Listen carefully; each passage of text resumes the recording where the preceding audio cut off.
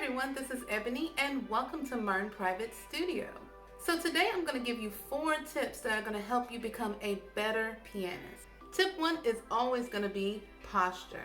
So posture is very important because if you don't have the correct posture, you can of course create tension, as I've said in the singing video. So you definitely don't want that because that will slow you down when playing and it'll actually help you make more mistakes. So when talking about posture, you want to have a good distance between you and the piano. You want to be right about arm's length. You don't want to be too far back or sitting on your legs or too far forward, which is what I see a lot.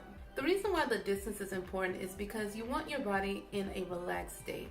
You only want to use the muscles that are important to play as efficiently as possible. Another posture tip that relates to our prior singing video is you don't want to be slouched or super arched.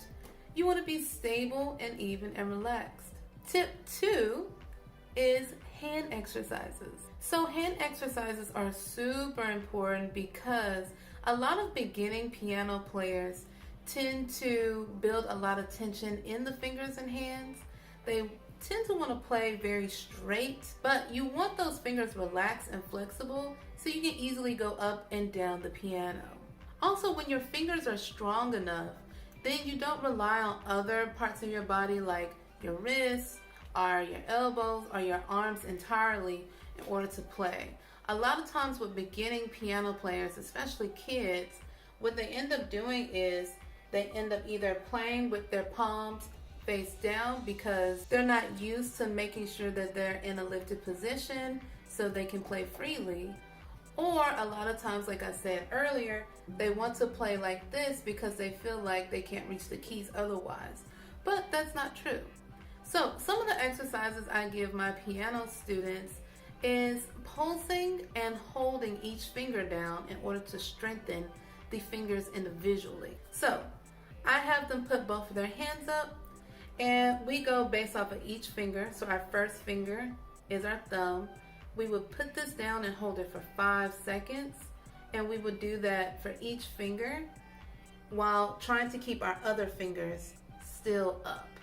Another exercise we do is the same kind of concept, but this time we're pulsing each one for 5 times in each finger and keeping the other fingers up at the same time. Now, don't be alarmed if you can't do it. Most people cannot. You are going to be building up the strength in each of your fingers. So it's going to take time. You're going to see fingers go down when you do individual fingers. That's the name of the game. But if you keep practicing it, you are building these muscles so they can stand alone, so they don't have to rely on other muscles in the body or other body parts in order to accomplish playing a piece. Tip 3 is scales. So a lot of people know that scales build flexibility and agility, and a lot of people like to go right into learning how to play scales when they start piano. But the problem is there's really no point in learning how to play scales if you don't know how to read music to some extent. But if you got to the point where you can mildly read music, I would say the next step is to start practicing scales to get your agility up. Alright guys, so one of the easier scales to start off with is the C major scale. So you're going to put your hands in position and you're going to start slowly just to make sure you're getting the correct fingering. So we start with C, D, E. Going to take that thumb under the 3rd finger in the right hand. Then we're going to cross the 3rd finger in the left hand over that thumb. Then you should end both on your 1st finger or your thumb in your left hand and your pinky or your 5th finger on the right hand. Then going back, that thumb is going to cross under the 3rd finger in the left hand. Then the 3rd finger is going to cross over that thumb in the right hand. And you should be back where you started. Also, I want to add that usually you wouldn't start with both hands, right? I'm showing you both hands, but usually you would start with one hand at a time to make sure that you have the fingering down.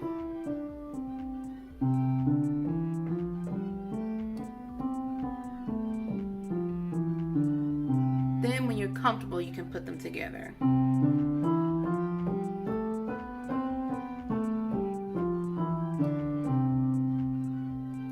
So I hope that helped a little bit. There are a ton of resources and worksheets online that you can find that have all of the scales that you could practice. Again, of course, it makes more sense to learn how to play scales if you have some understanding of how to read music. Now, of course, people have learned how to play some scales without learning how to read music, but when you have scales in front of you on sheet music, you'll have to have some understanding in order to read it correctly. Tip 4 is patience. I can't stress this enough to anyone learning how to play the piano, but you have to be patient. With any instrument or any skill, you're going to have to be patient with the learning process, but especially piano because you're doing so much multitasking at the same time. You are usually multitasking, reading the music, coordinating both your right and your left hands. You're reading 2 staffs at the same time and counting.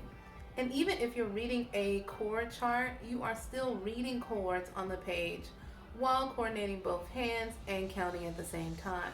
So ultimately, it's going to feel like it's taking you a long time to learn a particular song or skill, but I promise you, if you are patient with yourself, if you take things slowly and then build up the speed and focus on accuracy and consistency over speed, then you'll actually be learning how to play and learning music a lot faster than trying to kind of force feed yourself the music as fast as possible. One of the ways to help you learn how to stay patient is knowing how to practice efficiently.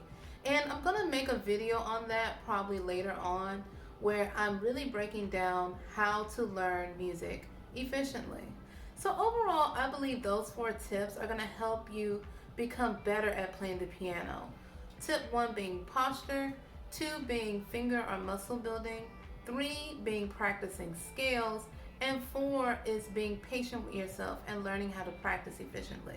I will most likely make a video specifically for piano and voice on how to learn music efficiently, which would help you learn music not only accurately, but fast.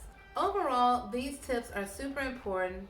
They seem super simple on the surface, but they're actually pretty difficult. So it's something that you want to practice pretty regularly. I also want to remind you guys that we do have a Patreon. Our first video is already up and the next one is going to be up next week.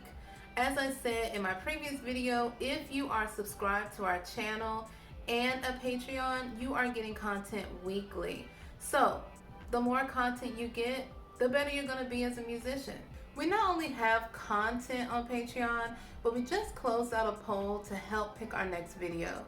So if you want to be a part of that process, if you want to tell us what you want to see next, what you think is going to be helpful in order to build yourself up as a musician or a teacher, then become a Patreon and be a part of that process. Being a part of the Patreon gives you the opportunity to take control of your education.